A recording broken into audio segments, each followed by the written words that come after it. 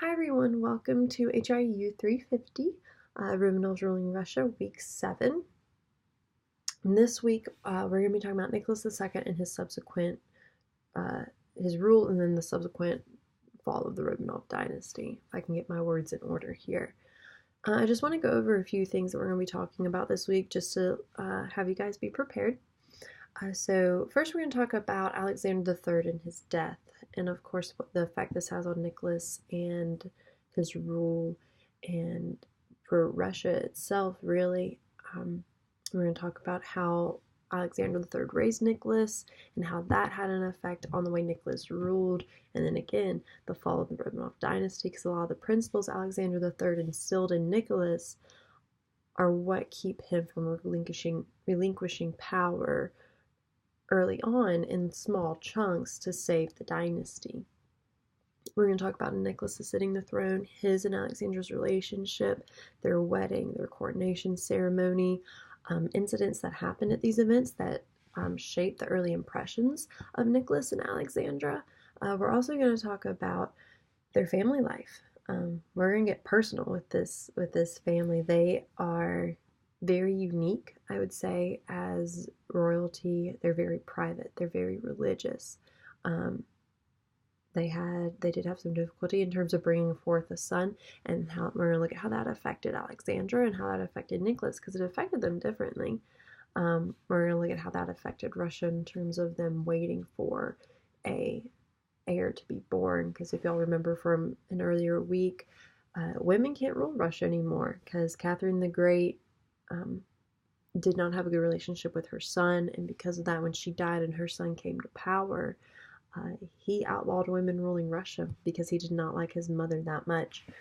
We're also going to be looking at the reputation of the family, and the family life plays into their reputation because they are such a devoted family to themselves. They're so private that this affects how they are viewed among the public, in the public sphere. We're also going to talk about Rasputin. Of course, Rasputin comes into play because of their son Alexei, who has hemophilia, and Rasputin's the only one who can heal him. But not everyone liked Rasputin. The public did not like Rasputin. The public did not like Alexander and Rasputin's relationship.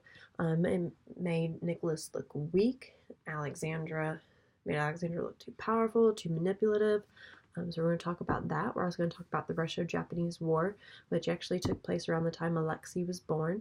We're going to look at how this shaped the worldview of Russia, because Russia lost a lot of credit during this war because the Japanese won. Then we're also going to look at World War One. Of course, this is in the time frame where the Romanov dynasty falls. And we're also going to look at the European family as a whole. And the reason why I say that is because it's all interconnected, right?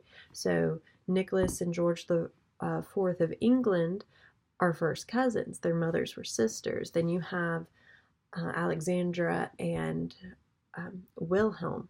They're first cousins. Their mothers were sisters. And of course, then that makes them also first cousins to George the Fourth. And yet Nicholas and Alexandra are not related. It's a very interconnected, convoluted family tree. Of course, this is why they call Victoria the grandmother of Europe. Now, once we go through that and we look at World War One and those relations which play a part in why Nicholas and his family did not survive, mainly because a lot of people, their family members, were not willing to risk their reputation to save the family.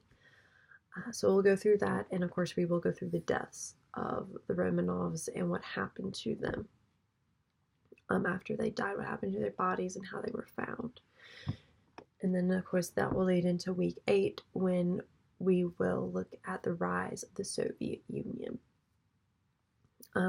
Let's go ahead and move on to go over your assignments for the week so you know what is expected. First, you're going to have 2 articles to read, and they're going to be about 50 pages combined, so really not horrible. Then you have 1 video lecture, and then 1 documentary, which there's a link for, and it's on YouTube. And there are also instructions for how to get to the point where you need to start. And then also, of course, there is your exam, which is going to have 2 essay questions, and then about 20 to 25 multiple choice questions. I can't remember at the moment. The 2 essay questions I'm not looking for a book. Understand, I do not need the entire history of the Romanovs for each question. What I need is for you to answer the question concisely and to show me that you have an understanding of the subject matter. Do not just regurgitate it to me. I don't want that. I want you to put a little bit of your own opinion in there as well and show me that you can analyze the subject matter and come to your own conclusions and have your own thoughts on the subject. And then, of course, for the true or false, there will be questions in there from the articles, the video lecture, and the documentary.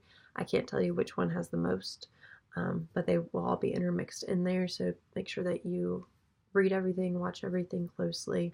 I do have a couple of very specific ones from the documentary that you should pay attention to, even if it doesn't relate specifically to Nicholas. You need to pay attention to it because it's important. But other than that, I think that's the only things I need to go over with you guys for this week. Of course, if you have any questions whatsoever, because this is a complicated time in Russia's history, not that Russia didn't have ever a non-complicated time, but feel free to email me if you have any questions about the policies Nicholas enacted, about the family life, anything. I am here for you. Just please email me, don't hesitate. But with that, I hope you guys have a great week, and I will see you in week 8.